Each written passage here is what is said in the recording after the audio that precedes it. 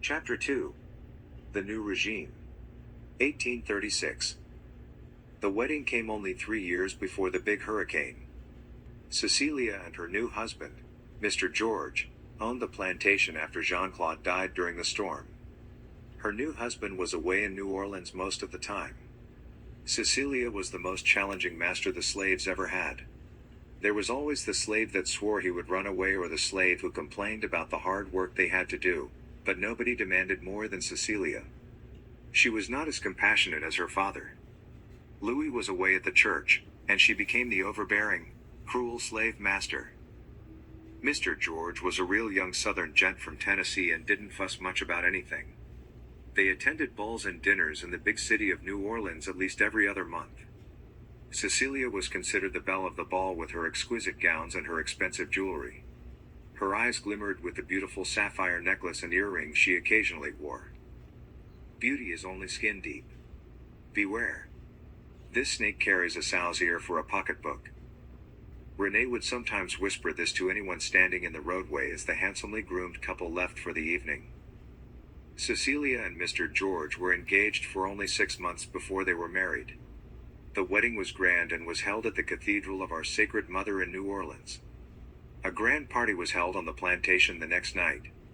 The beautiful bride was 22, and certainly not worthy of the elegant white lace dress she wore, which greatly misrepresented her virginity. Her father gave her away. He looked weary, and he seemed to be under a spell. When the priest asked, "Who gives this woman away?" Jean-Claude stood there in a daze.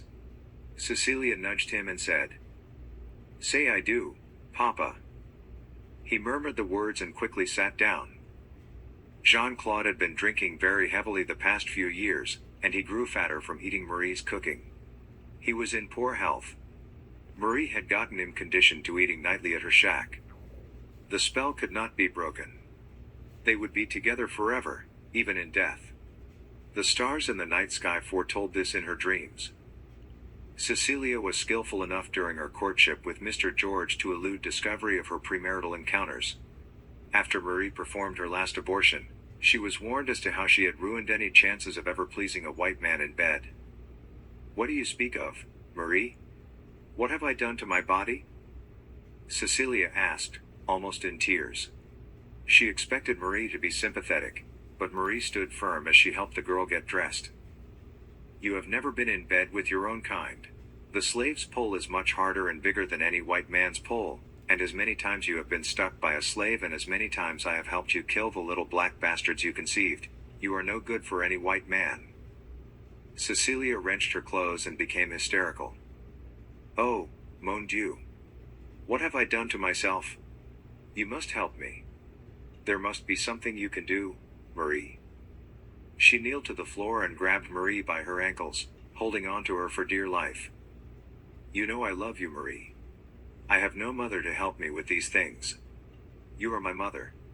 Oh please, please help me. I will do anything for you, just help me." Marie pushed the girl away from her. "I will help you, child.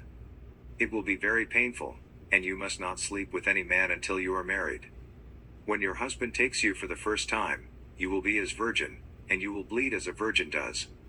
I know you remember the pain when you were stuck the first time. It was very painful, no?" "Oh, oui, Marie. It was very painful.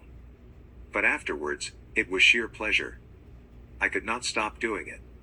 It filled all of the empty places in my heart. I never knew there could be such pleasure." The girl shivered and grabbed her pelvic area. Marie pulled Cecilia's hands away from her body and said, "Do not let your desires control your body, girl. Renee is gone for the wagon to carry you back to the house. Find you a suitor, tease him, but he must never touch you. 2 months before the wedding, I will sew your opening up. Do not play with any more poles, bad little girl." Marie kissed Cecilia on each cheek. This was a symbolic peace offering. If Cecilia only knew the treacherous plots and failed attempts Marie had set for her and her mother long before she was born, she wouldn't be so trusting of Marie. It was a miracle that Cecilia even survived her birth. But she was just as deceiving and conniving as Marie. She even had her father fooled. Naomi, the head cook, could smell when something was amiss. Her eyes and her nose were in every crook and cranny of the plantation.